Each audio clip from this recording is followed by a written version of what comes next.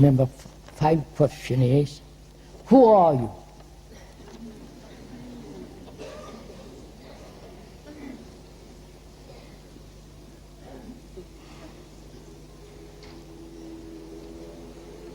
Is that an important question? Or would you say, who am I? Not who you are, who am I? And if I tell you who I am, what does it matter? It shall be out of curiosity, isn't it? It's like reading a menu at the window. You have to go into the restaurant and eat food. But merely standing outside and reading the menu won't satisfy your hunger. So, to tell you who I am is really quite meaningless. First of all, I'm nobody.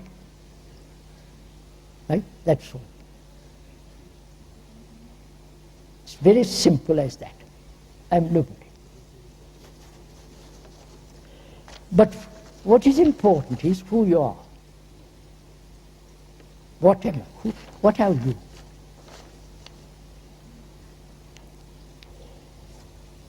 When they ask who you are, in that question is implied, you are somebody very great, therefore I'm going to imitate you.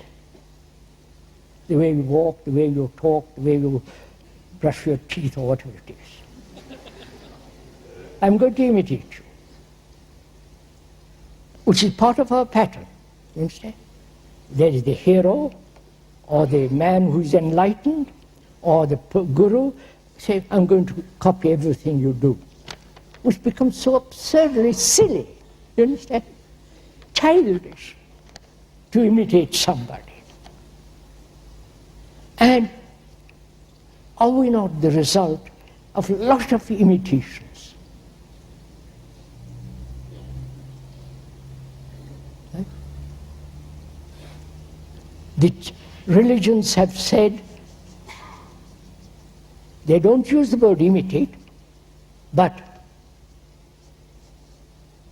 give yourself over, surrender yourself, follow me, I am this, I am that, worship, right? All this is what you are. In school you imitate. Please.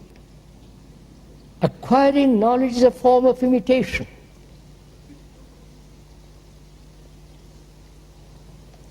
And of course there is the fashion, short dress, long hair, short hair, beard, no beard.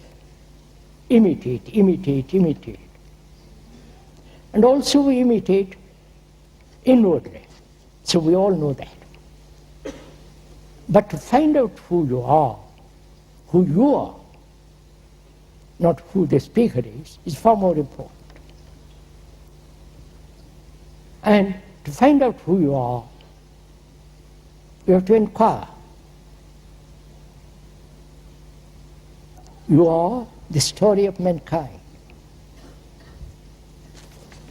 which is really a very, if you really see that, it gives you tremendous vitality, energy, beauty, love. Because it is no longer a small entity struggling in the corner of the earth. You're part of this whole humanity. It has a tremendous responsibility, vitality, beauty, love. But most of us won't see this. But whereas we are most of us concerned with ourselves, with our particular little problem, particular little sorrow, and so on.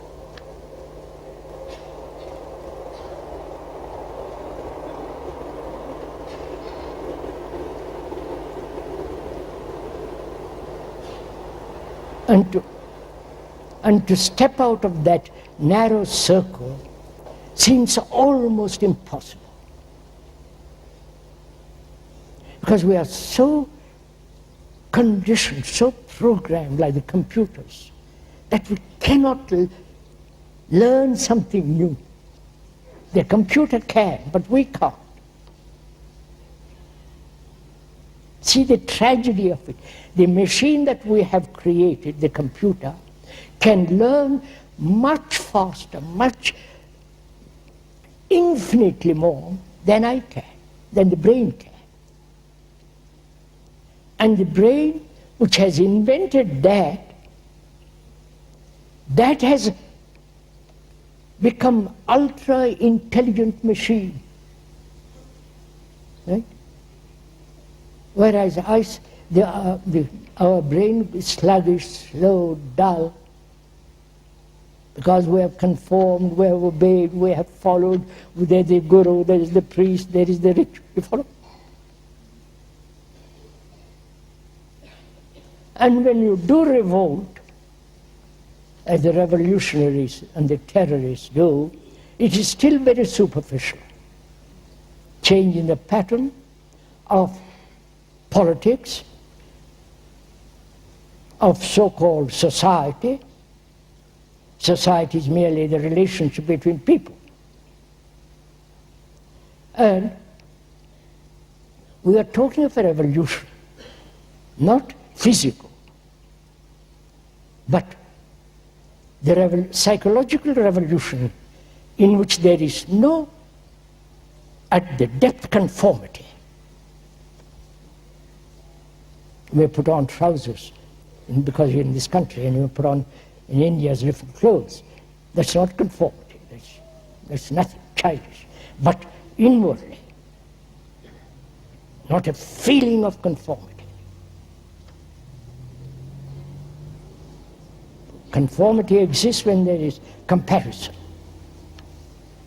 For a mind to be totally free from comparison, that is, to learn, to observe the whole history which is embedded in you